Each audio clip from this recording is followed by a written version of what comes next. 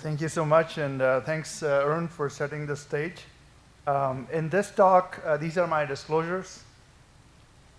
And I'll focus on resmetirom, and as the organizer wanted, I'll focus on new phase 2b data that's been published in the last couple of years. In terms of the treatment landscape, I think lifestyle recommendations are important. So across the board, when we are thinking about our patients, I think it'll be important. Majority of our patients are overweight and obese, or maybe consuming excessive carbohydrate or free fructose or free sugar calories. So I think modifying that diet is critical and important. Particularly those who are overweight, obese, and diabetic, I think caloric intake reduction is needed. Weight loss is potentially helpful in majority of our patients, so thinking about that is also important. Exercise is key because it helps in maintaining weight loss, also improving your cardiorespiratory and metabolic fitness, given that the greatest risk of dying with MASLD is in those who have cardiovascular disease. And then avoiding excessive alcohol consumption, particularly those who are being treated with a pharmacologic therapy. So if you have a patient and you're starting them on, say, saroglitazar in India, then think about that whether they should be having concomitant alcohol use at the same time. Particularly, the new ASLD practice guidance recommends that anyone who has stage 2 fibrosis or higher not drink any alcohol. So this is new and important to take it home to our patients. Statin use in majority of our patients with dyslipidemia, aspirin use in diabetics, and if you were looking for one particular diet, I think Mediterranean diet would be something you could utilize, particularly here in Kochi. I think that's feasible. Avoid sugar and sugar-containing beverages and bariatric surgery in those with morbid obesity and comorbidities, particularly type 2 diabetes and obstructive sleep apnea. Once we've covered that, we'll briefly look at resmetirom data. What is resmetirom? This is a thyroid hormone beta receptor agonist. So it activates this nuclear hormone receptor, particularly in the liver or hepatocyte, and then leads to increase in beta oxidation. This is the study design for the Maestro NASH trial, which many of us were involved in designing, where patients with NASH stage 2 or 3 fibrosis were randomized to resmetirom 100 milligram orally daily, or 80 milligram orally daily, or placebo. We had a biopsy at baseline, and we also did MRI PDFF at baseline and repeated that at month 12. And the primary endpoint was a NASH resolution without worsening of fibrosis, or fibrosis improvement without worsening of NAS.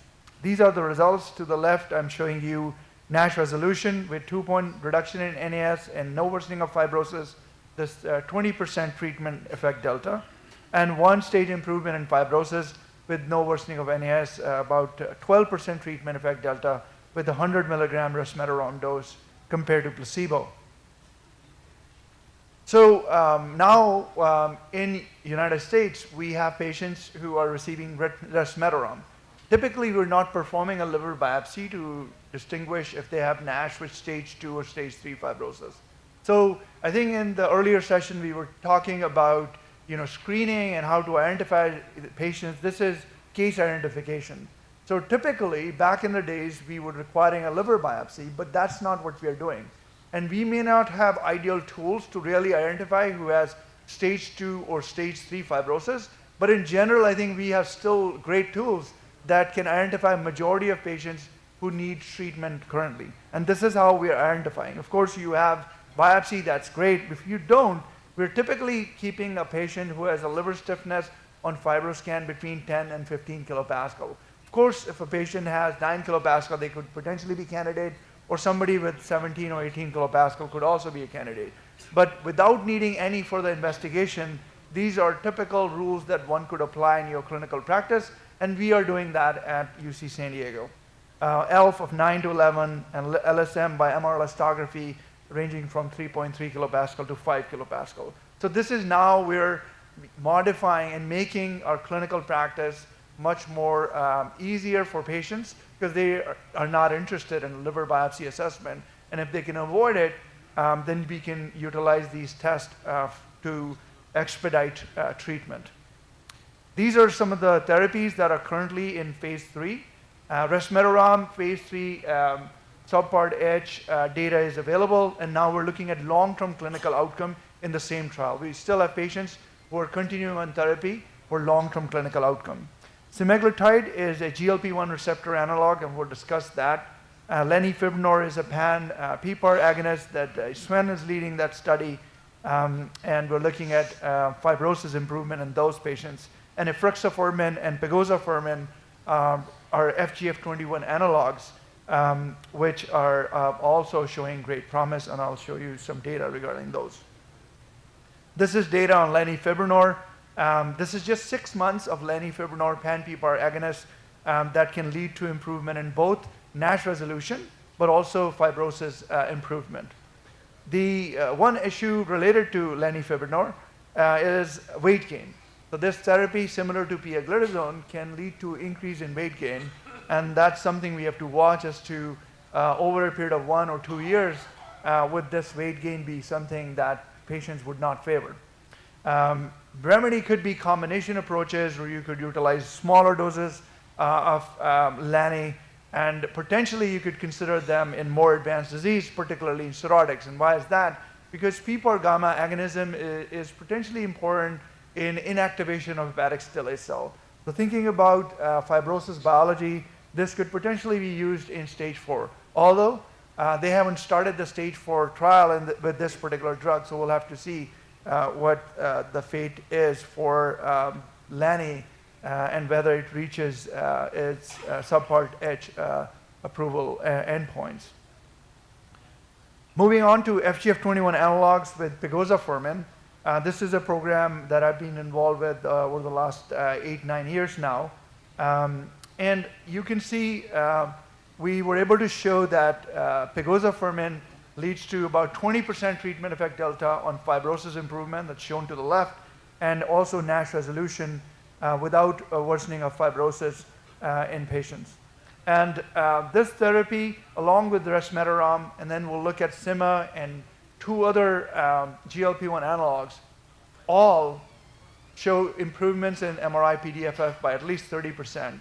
And so I think that rule about showing improvements on a non-invasive test early on and then passing on to a biopsy-based study is becoming the norm in the field. I'm going to give you some updates from EASL in terms of the phase 2b data that were presented there. This is looking at the Harmony 2b trial, which is long-term data with efruxifermin.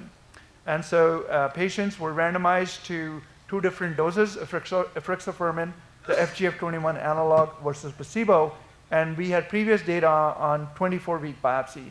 And at this EASL, we had data on 96-week biopsy. And what we found was that you can see improvements in fibrosis, significant to placebo here. And then we also saw some patients who had 2-stage or greater improvement with efruxifermin. So the thing that we were discussing earlier about could we reverse cirrhosis, I think potentially with FGF1 analogs over 2 to 4 years, potentially this could happen, both with efruxifermin and pegozafermin. And those trials are underway now. This is a new mechanism in terms of how we can tackle disease.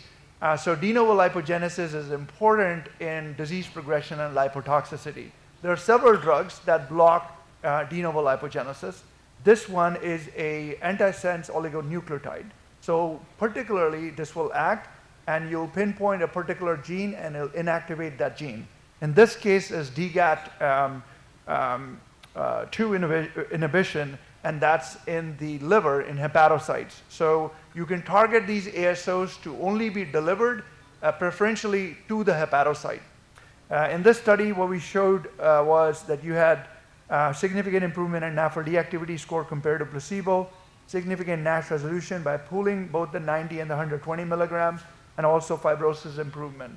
So this program is also moving to a phase 3 program, and this will be published later this year as a full manuscript. This is another program that I've been involved with, another DNL inhibitor. It's called fatty acid synthase inhibitor, denifanstat. It's an oral drug.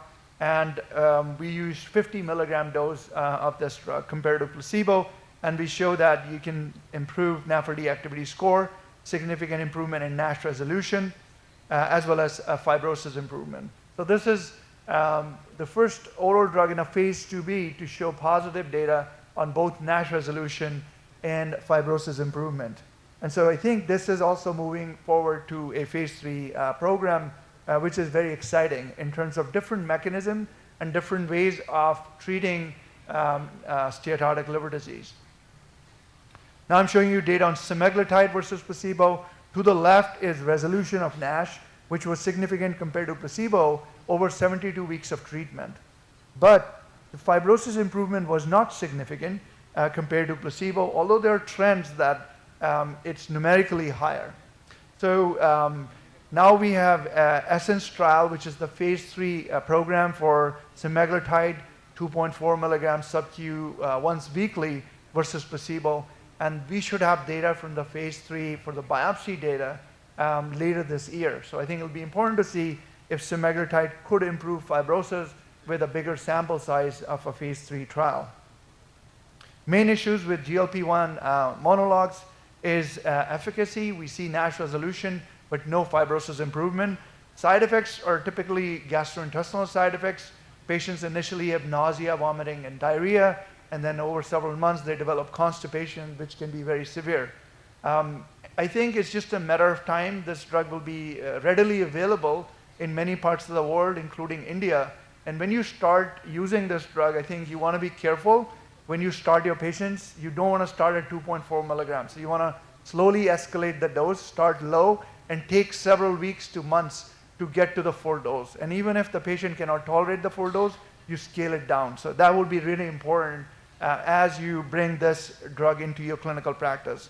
Remedy could be combination approaches that you could use a GLP-1 analog with a drug like saroglitazole, drug like resmetirom, or another oral analog, or a combination with GLP and a FGF21. We are actually doing a large international trial with a combination of GLP-1 plus a FGF21 with biopsy as the endpoint, going from stage 2 to stage 4 patients. What about adding a glucagon receptor agonism to GIP plus GLP-1 analog? Retatrutide is one drug to watch for. Arun showed data yesterday that based upon MRI PDFF, you could actually have 90% reduction in liver fat, and 90% of those patients may not have fat left in their liver. This is the action of glucagon. Why is that important? Well, there are no GLP-1 analogs in the liver, but glucagon receptors are present in hepatocytes. And what does glucagon do? Basically, it converts triglycerides or fat in the liver into glucose and increases hepatic gluconeogenesis. Also converts glycogen into glucose in the liver. So it induces a state of fasting. Why is that important? Majority of our patients with NASH, the main metabolic defect that they have is, even though in the morning most of us would have a fasting state, if we metabolically assess our patients with NASH, they're not fasting even though they may not have eaten over 8 hours. So continuously their body is being fed, and that leads to this reprogramming and progression of lipotoxicity in the liver. And with glucagon, you can reverse that, and so this is potentially beneficial. Glucagon has pleiotropic effects, not only in the brain, but you can see these effects in the liver are particularly notable, and they're not seen with any of the other GLP monologues.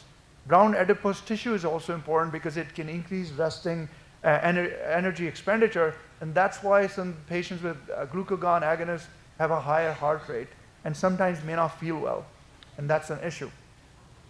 This is data that Arun presented at EASL, recently published in New England Journal of Medicine, with survodutide in patients with NASH and cirrhosis. You can see significant NASH resolution. We also see improvements in fibrosis related to survodutide. 6 milligram dose, 4.8, and 2.4 milligram dose. So this is also moving to phase 3. What about tirzepatide? We had this data recently published as well, showing that you will have significant improvement in resolution of NASH, but also in fibrosis improvement compared to placebo.